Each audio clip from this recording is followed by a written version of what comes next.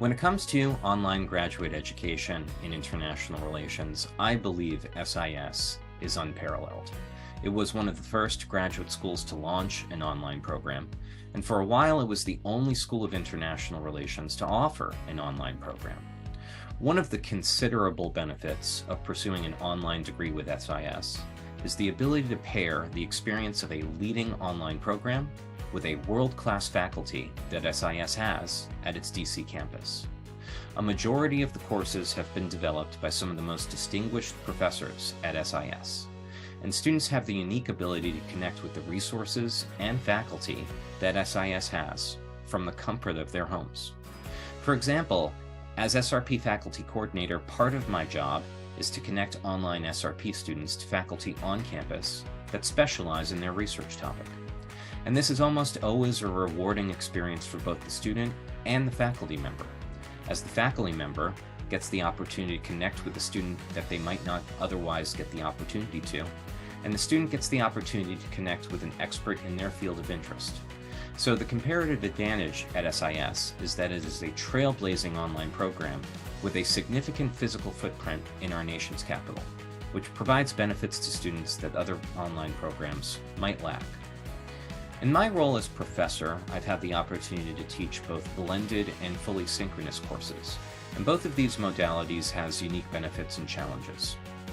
For the blended courses, students complete 80 minutes of asynchronous content on their own time before an 80-minute live session every week. This kind of setup allows working professionals to complete the coursework on their own time, and live sessions are almost always scheduled on evenings or on weekends. In the International Relations Theory course, we use much of the live session to discuss the week's readings in asynchronous lectures, and each student takes a turn presenting their synthesis of the week's material to the class and facilitating a discussion.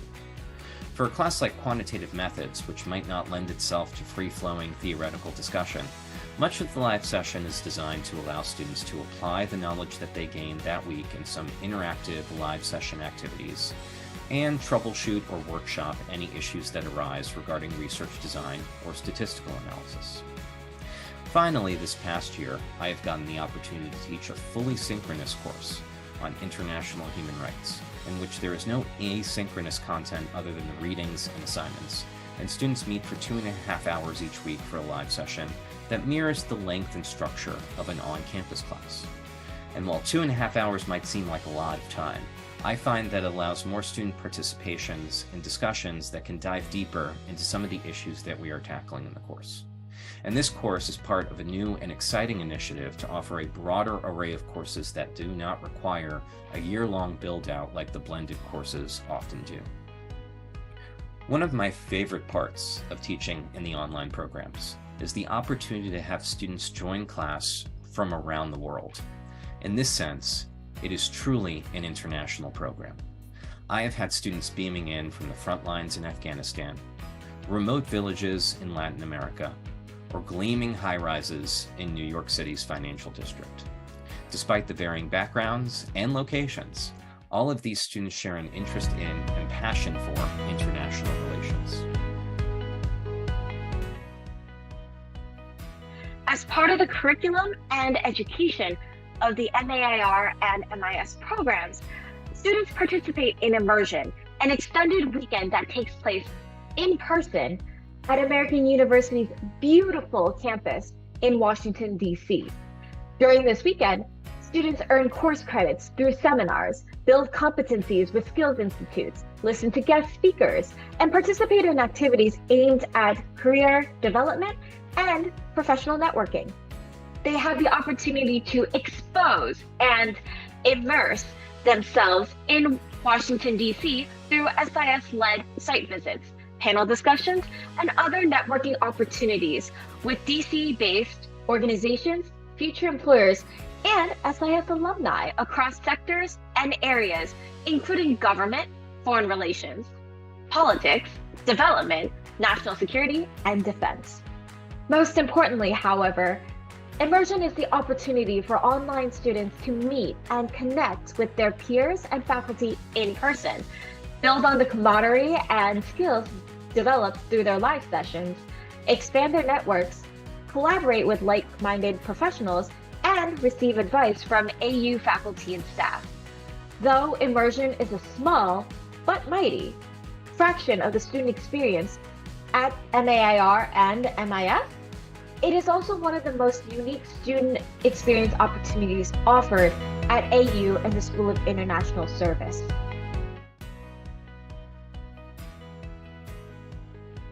Hi, I'm Taylor, and I am currently in the MAIR program with a concentration in foreign policy. I've been in the program for about 2 years, and really just because I haven't taken 2 classes at a time, sometimes I take 1. But one of the great benefits about this program is that you can be flexible. You don't have to adhere to a set standard or set of classes. So when I first started to look at different master's programs, I knew I wanted to do international relations. So that kind of helped me dwindle it down. But what was difficult was finding an accredited program that was online. I really didn't want to have to pick up and move. I was set in my job, I was comfortable in my new apartment. And so having a program that was accredited, that was online, but still had some rigor and prestige was very, very important to me. And so when I looked at American University, it's usually one of the top 10 schools for international relations in general, but they were one of the few people that actually had an online program that when I got the brochure was like, okay, yeah, this is a good breadth and depth of information for IR. And so even though I was fearful about doing online, I was very happy, and I am very happy now that I took the leap of faith and started to be on the program. I think one of the things that made me the most nervous was I'm a very social person. And so I really enjoy that one-on-one conversation, seeing people in person. I had had enough of online experiences during the pandemic. And I would hear from different alumni that, you really make connections. And I'm like, do you? But they're actually right. I have met some lifelong friends already in the program. I've traveled both within the United States and international to meet some of my classmates. I have 3 friends that we met on, I want to say my second class, and we decided that we were going to take the rest of our classes together. So we've been in classes together throughout the entire program so far. It's just been easier than I thought to connect with people. And then if you're worried about going on campus, you do have opportunities to go on campus. You have the same resources as people who go on campus. You have the amazing success coaches that, help you and work with you through any of the issues that you have. You're able to get on Handshake that has some of the great opportunities in terms of internships and jobs. That's probably one of my favorite things. Handshake is such a good tool to use for trying to get experience.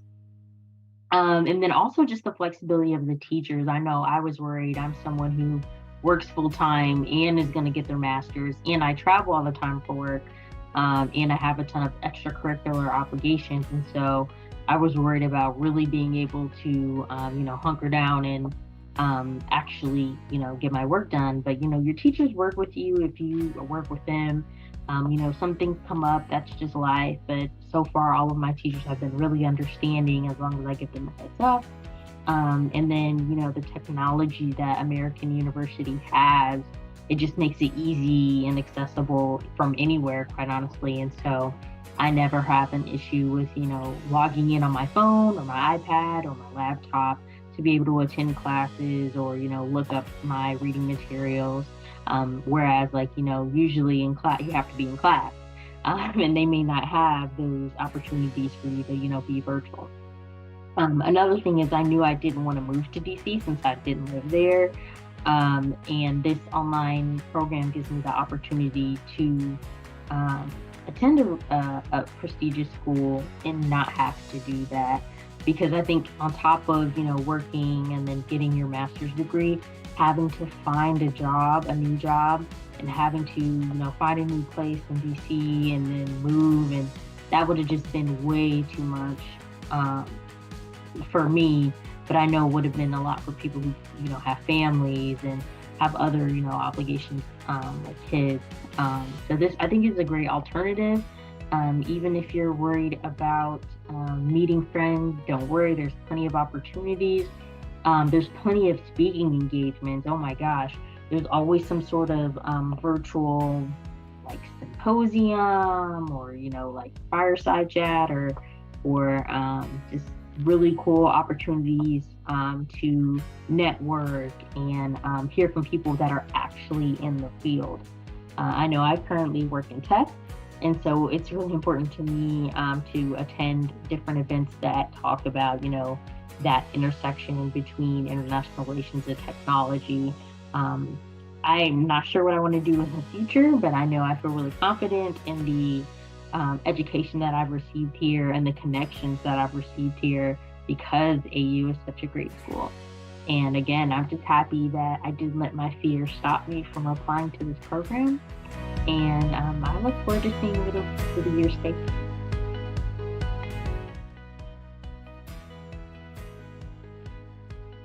The degree requirements for the Master of Arts in International Relations include foundation core courses, methods and analysis courses, courses for a specific concentration, electives, a capstone course, and a language requirement.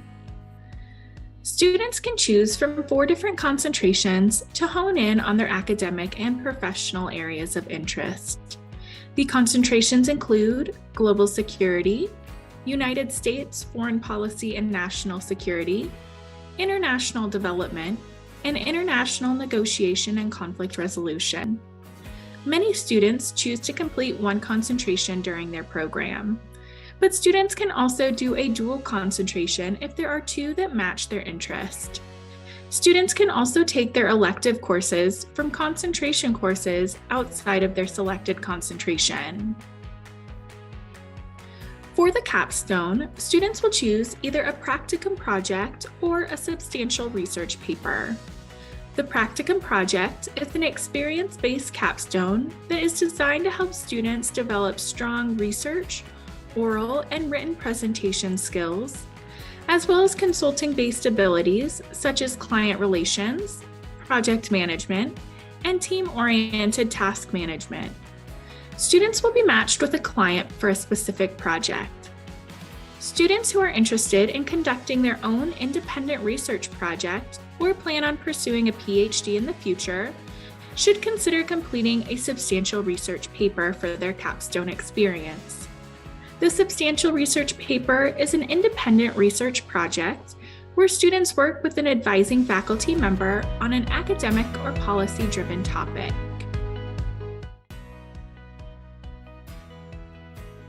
Skills Institutes are 1-credit courses offered in a face-to-face online format or as part of the in-person immersion held on American University's campus. The Skills Institutes are courses that students can take to fulfill their elective requirements. Skills Institutes enable students to customize their curriculum and stay current in the field. These course offerings are updated often to reflect current topics in the field, and they are subject to change each term. International Relations Online students are required to certify intermediate reading proficiency in a modern language other than English to graduate. Alternatively, students who have not completed any of the options can fulfill the language requirement by successfully completing the Tool of Research examination offered by American University. The examination is available to all students and consists of reading passages in a foreign language, followed by questions that test for comprehension. The online format is a mixture of synchronous and asynchronous work. Asynchronously, students have access to an online learning management system where the curriculum for the courses that they are taking that semester is broken down week by week. Students will complete this work at their own pace throughout the week in preparation for a once-a-week live virtual class session. There is 1 live class session per week per course that a student is taking. These live classes are held via Zoom and typically around 90 minutes in length. The majority of the live class sessions are held in the evenings. Faculty host office hours to support students outside of the live classes. The learning management system embeds opportunities for students to form an online community. The online community might be in the form of study or interest groups that students can set up or participate in. The learning management system has 24/7 technology support, so students can receive technology assistance anytime, day or night. Students in the program are surrounded by a community of supports. Students will have access to academic advisors, student success coaches, and career advisors. It is important that students have the resources they need to succeed in the program, and these services are put in place to support students.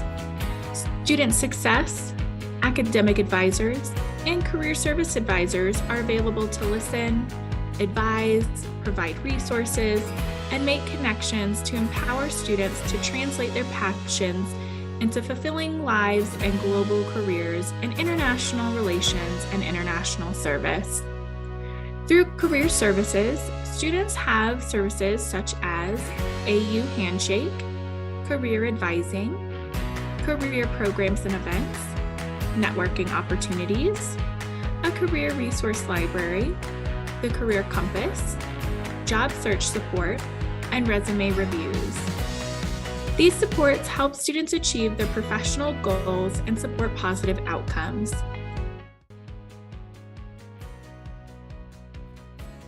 Applicants will need to complete an online application. The application can be found on our website. Along with the online application, applicants will submit their transcripts, resume, a statement of purpose, 2 letters of recommendation, and an optional addendum. An applicant's resume should include both academic and professional experiences. In the education section, applicants should share their degree information along with any extracurricular activities and awards. It is important to include internships, volunteer experiences, and study abroad experiences. If an applicant is coming directly from an undergraduate program, then they should discuss their relevant coursework and projects. In the professional section, applicants should highlight their work experiences in detail, paying specific attention to any work that directly relates to international relations. Applicants may also add any languages other than English that they speak to their resume. The resume can be longer than 1 page, and applicants should edit their resume carefully. The statement of purpose is an excellent place for applicants to share more insight into themselves as a candidate. The applicant will answer all of the prompts that are listed in the application. The statement of purpose will focus on why the applicant is interested in the School of International Service, why this program will benefit them educationally and professionally, and why they are choosing to apply to this program now. It should highlight both their professional and personal experiences. Applicants should share their passion and connection to international relations and what they hope to do with this degree in the future. It is important to research the program ahead of time and tie the information that is known about the program into the statement of purpose. Applicants should provide specific examples of why this program is a good fit for them and why they are a good fit for the program. They should be sure to answer all prompts in one cohesive essay and aim for the word count that is given. They should pay specific attention to grammar, punctuation, and sentence structure. This should be treated as a writing sample, and it is helpful to have a peer review the statement of purpose. 2 letters of recommendation are required for the application. These letters of recommendation can be professional and/or academic. It is important to choose recommenders who know the applicant well and can speak to their strengths as an individual and why they would be successful in this graduate program. The recommender can provide any insight on the applicant's leadership skills, critical thinking, resilience, research and writing ability, and commitment.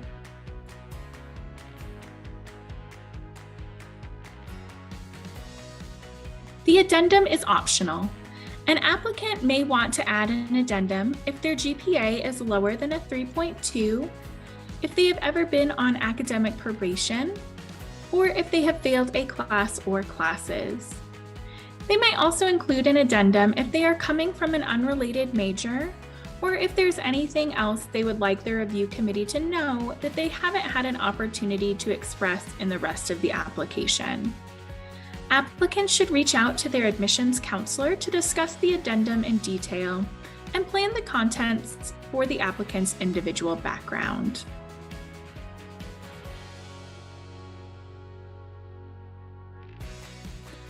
If an applicant earned their degree outside of the United States, in a country where English is not an official language, they will need to take an examination to demonstrate English proficiency. Examinations that are accepted are the TOEFL, IELTS, PTE, or Duolingo. Applicants only need to take one test, but must meet American University's score requirements.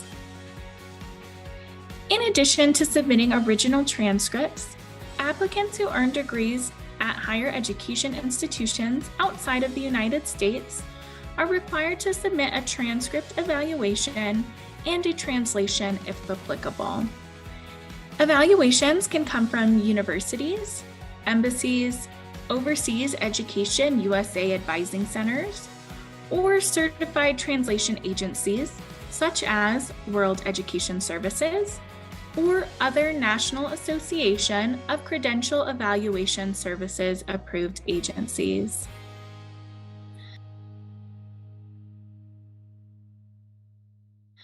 As applicants are compiling their application, here are a few tips to keep in mind.